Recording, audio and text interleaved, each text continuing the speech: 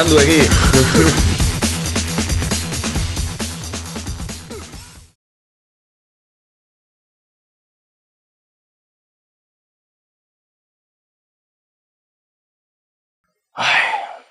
Bakizu zer den astelen bat baino okerragoa. Zer? Lau jaiegunen ondoren datorren astelen bat. Ostegunetik igandera jai. Zein izango da kapitalisten urrengo amarrua langileok izorratzeko.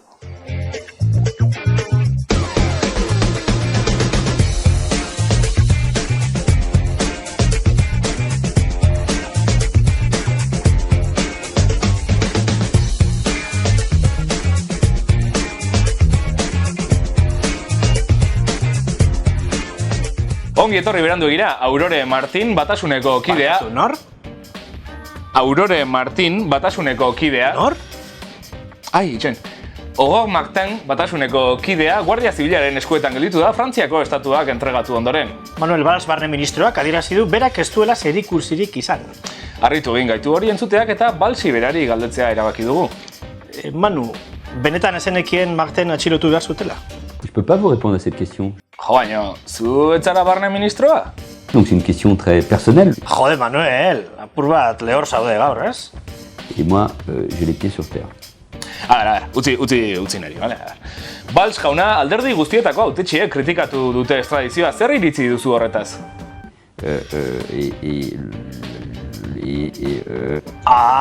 Horrek bai, konbentzitu nau. Ba, ni ere ez.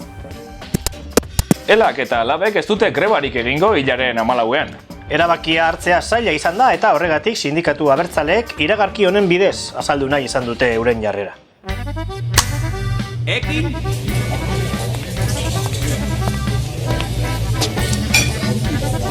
Gernikako piperra, hain gozo bat hain ederra. Ez dizugu esan behar 14ean etxean geratuta nori egingo diogun mesede. Eusko labela, 14ean ez egin piperrik lanetik.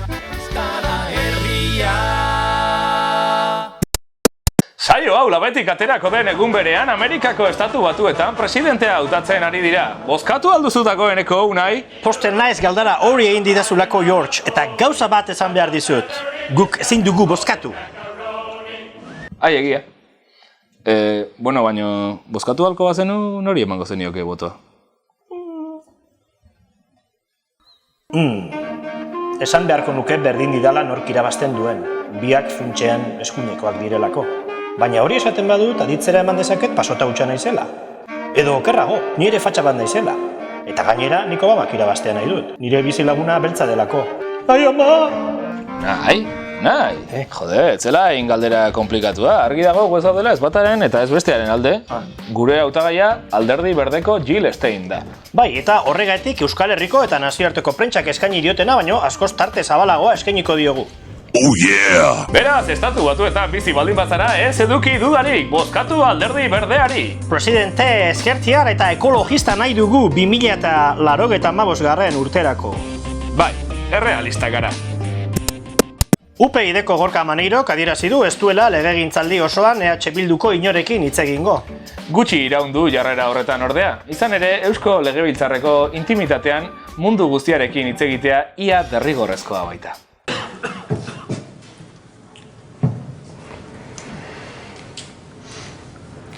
Aizak, zurik baldaukak? Bai, baina laundu bako japiskat.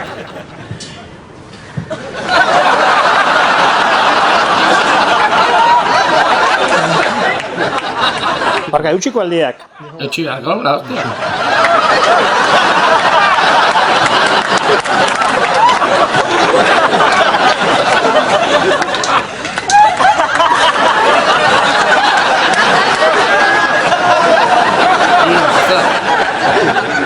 Gatu eta jartzen naniak. Lasai, nik eduko ziat.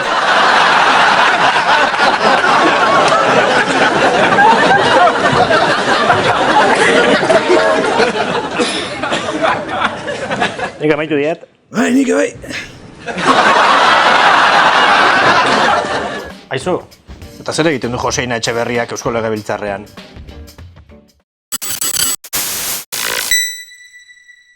Pasa dira hauteskundeak eta hemendik aurrera gure ohiko lehiaketa moldera itzuliko gara. Sartu gure Facebookeko orrian, sakatu atsegin dut eta hortxe aurkituko duzue argibide gehiago. 3 aste barru jakinaraziko dugu nork irabazi duen saria, eta saria potoloa da. Bermeoko Atxurra hotelean 2 lagunentzat asteburu pasa, gosaria barne.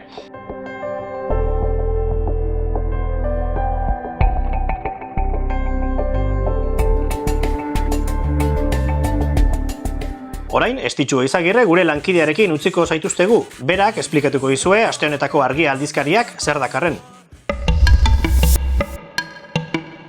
Kaixo, gaurkoan atzeko aurrera aurkeztuko dizuet Argia. Jose Felix Azurmendik bere azkenengo liburua hitz egin du Mikel Azurmendi kazetariarekin. Bertan, etaren historia errepasatu dute eta baita hauteskunden ostean abertzaleek dituzten aukerak ere.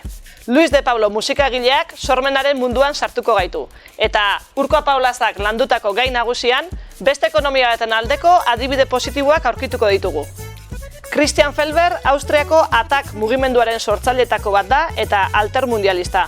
Guztion onerako ekonomia liburuan azaldu du ideia nagusia. Ekonomiaren helburuak behar dute izan, kooperazioa eta guztion onura. Teoria zarago oso proposamen zehatzak egiten ditu liburuan, eta gizartean praktika hori zabaltzen ari da. Adibidez, 100 enpresa dira urtero, balantze ekonomikoaren ordez, guztion onerako balantze egiten dutenak. Segidan, Senperera joko dugu Larraldeara. Bertako sukaldean zai ditugu, Maili Sarasua eta Odei Barroso, larun batean Baiona jokatuko den Xilabaren finalaz mintzatzeko. Zatozte gurekin. Begira. Han izanen gira. Ez da izanen egun normala. Gaua. Ate joka da finala. Baiona. Araurik ez, nekez. Nola nahi. Orma. Azarmoaren amaga. Zer nahi. Dariona. Seiber. Baiona. Ziuazlaka. Dinamika. Naizta ez Itzen praktikan. Xilabako finalaren atarian, entzunmina sortu duten 2 gazterekin elkartu gara Larraldea etxean. Oso desberdina da bakoitzak etxean jaso duena. Aldiz, bat datoz bertso eskolak zer eman dien azaltzerakoan. Larun bata honetan, Amets Hartzailuz, Sustraiko Lina, Xumain Murua eta Nerit Zabaletarekin batera entzuteko aukera izango duzu Baionako finalean. Bertso eskola bat ireki zen ziburun eta amak errantzidan hasi eta saiatu eta ez baldin baduzu maite, uzten duzu eta baina zu saiatu. Baina ez dakit, horiek beti eman didate gogoa, ilusioa, bultzan naute hortara, lagundu naute posible zutenarekin, ez zidatena eman da, hori, bersotik, ez hizkuntzatik ere, ama euskaldun berria zen, aitak ez daki euskaraz, eta orduan bai euskara eta euskal munduko erreferentziak eta nik biziki gutxi nituen etxean. Baina nik eskertzen diedana da, eman izan aukera hori eta bultzada hori, eta beti etorri izan dira saiotara, nahiz da bita erdia ulertu edo laurdena ere. Betidanik bertso izan da gauza. Normal bat bertso zahak kantatzen gitarrarekin, gero saioetara joaiten, bai Jon aita, besteak ere bai. Eta hori preziatzen da, beti banekien saioetara joango nintzela eta bertso eskolan ere besteak ere egiten zizteu bai. Bai, hori laguntza handi bat da eta orain ere senditu dut. Bai, badela giro hori gure artean elkarri laguntzeko eta zinez gogoa azkenean horrek izten du, ez? Eta denak berdin eta behira, hemen gaur egun biltzen gira, Xumain Murua, Nerit Zabaleta, Maili, Hortzi Doate, Hortzi Murua, Maindi Murua, Sustrai ere etorri izan da azken aldietan, bai, talde polita. Ez duz, bertsolaritzak mandian gauza honena dira lagunak, eta bestalde ere eskolaktekoetatik Euskal Herriko jovintzi desberdinetako jendea ezagutzea, Jaman Bikainak asteburu pasak egiten ditu finalistekin. Bestalde, bertsoa da modu bat ezagutzeko hainitz gauza, eta hemen ez da bilatzen dugun gauzak dena ikasten duzu biziari buruz bertsoaren bidez. Gauza pila bat ikasten dira, harremanetik, hizkuntza bertsoa hutsean hartzen badugu bertsoa bera hizkuntza eta hori dena, baina horren inguruan daude badira askoz gauza gehiago, harremanak, lagunak, momentuak, inguru bat, nahiz eta gero nire eguneroko lagunak edo txikitatik ditudan lagun horietan, ez den antxu hori bertso zalerik ere. Eta gero iparraldean izanik, nik uste eremu euskaldun bat ere ematen duela azkenean. Ze ostatura baldin bazoaz edo lagunak edo ingurukoak Hainitzetan frantsesez hitz egiten duzu, ez baitakite euskaraz, ez? Batzuek, lagun batzuk, edo ikastolatik pasa ez diren lagunekin, eta bertsoak ematen duena da eremu euskaldun bat eta euskara hutsean den eremu. Gauzak egiteko eta euskararen alde iteko etxetik atera behar da. Etxean geldituz, hitz egiten aldugu euskaraz gure artean, baina ez dugu kanpora eramanen. Orduan, jendeari etxetik ateratzea, egun hortan, eguraldi ona edo txarra egin, lehenago manifa bada, nahi duenarentzat, orduan zergatik ez batera eta bitara joan, eta manifara doan jendeari ere etortzeko gurera, biak bat direlako azkenean, eta nik uste aldarrikapenez bete behar dugula Baiona, urtean zehar bakigu zer realitate dugun Baionan, eta inguru hauetan eta euskararen egoera eta zoin den, orduan nik uste kontzientziak lasai uzteko etorri beharra badela, hainitzentzat. Bai, eta egun polita izanen da, edo ustez bai manifata saion sortuko den giroarekin ongi pasako dela, ezta.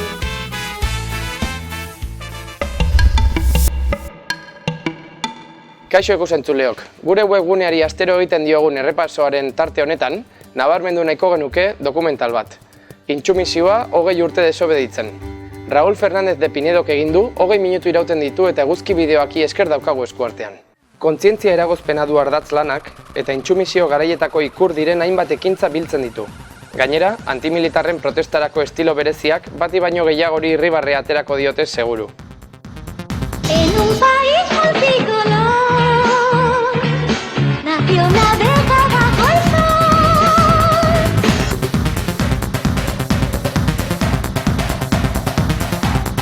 Out of control.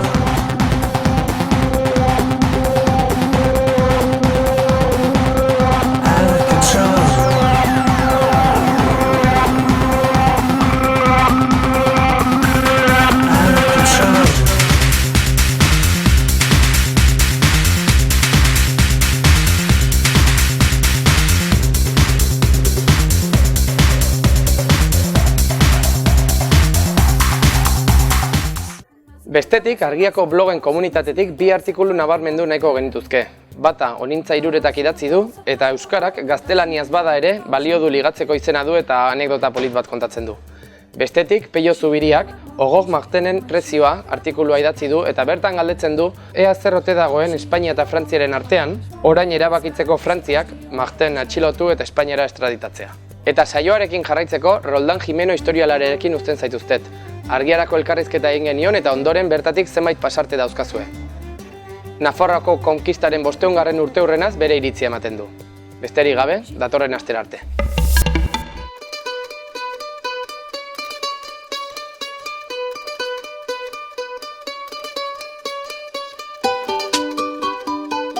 Ni 16 urtekin, 17 urtekin ez nuen esaten ni historialaria izango naiz. Ez da gutxiago ere, ez. Ni egia esan da parrandazale sutsua nintzen, oso. Eta suspenso asko, eta bai, benetan.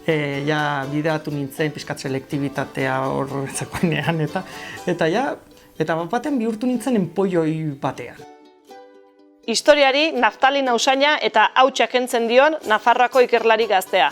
Gai anitzak ikutzen dituen elkarrezketa zabal honetatik, Nafarroako konkistaren 500. urteurrenaren haritik esandakoak bildu ditugu.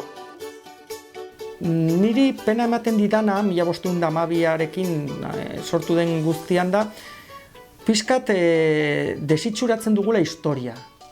Badirudi mundua bukatzen dela 1512an. Eta mundua ezen bukatu 1512an. Gerora gauza asko gertatu ziren, Euskal Herriko ikuspegitik, eta nahi baduzu Nafarroako ikuspegitik. Konkistaren inguruan hitz egiten denean, albredarrak, gora ipatzen dira, gure heroiak dira. Kabroi hutsak dira. Politikoki zerbait modernoa eraiki nahi baduzu, ezin duzula olako mistifikazioetan erori, ez da gutxiago ere, sekulako amorrua ematen dit, euskararen historiaren ikuspegitik, Zergatik? Azken batean, konkistak bai eragin bat izan zuen euskararen historian, baina euskararen gainbehera izugarria ez zen 16. mendean etorri. Etorri zen, hain zuzen ere, ondorengo Hotzagerraren ondoren, borboidarrak ailegatu zirenean, ez? Kritika hau egiten dut, baina era berean ere begionez ikusten dut olako ekimenak beti ere navarrismoari nolabaiteko min pixka bat egiten bazaio, ez? Baina egia esan da pixkat profesionaltasunez begiratuta utxune potoloak ikusten dizkiot bai.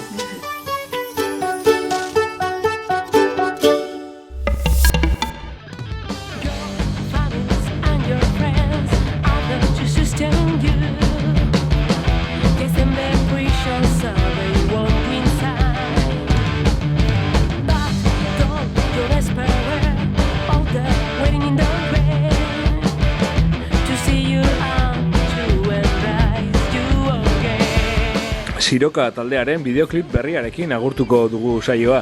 Hainbat euskal abeslarik parte hartu dute kantu honetan eta berezitasun bat dauka, ingelesezko hitzak dauzkala.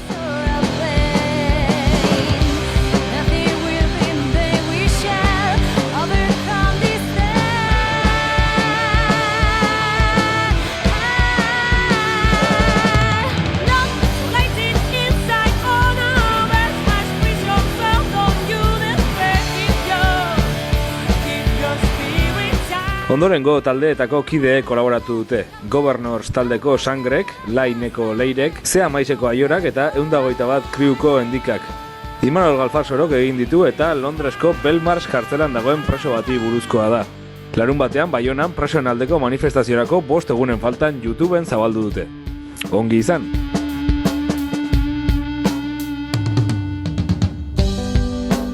Askatasuna. Duintasuna. Elkartasuna. Maitasuna. Freedom Basque Country, Freedom Basque Country. You are back to the present, back to the loneliness. Through the bars of the window signs, pale the moonlight. You have money letters to read, just money to write. None of us is to forget that, yes, yours is a just fight.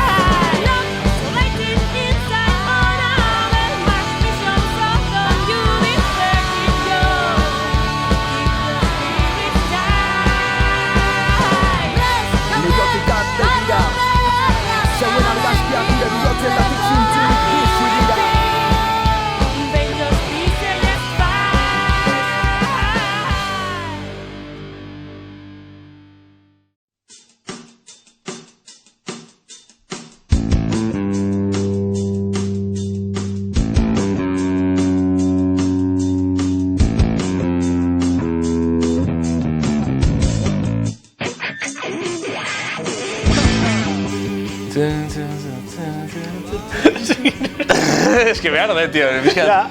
Posten naiz galdera hori egin didazulako, George, eta... Bi artikulu labarmendu. Bestetik, Argiako blog komunitatetik bi artikulu Zaldi osoan, EH Bildurik... Espainia eta Frantziaren artean, Frantziak erabakitzeko militante euskalduna atxilotzea eta... Joder, Dios! Bi aldiz.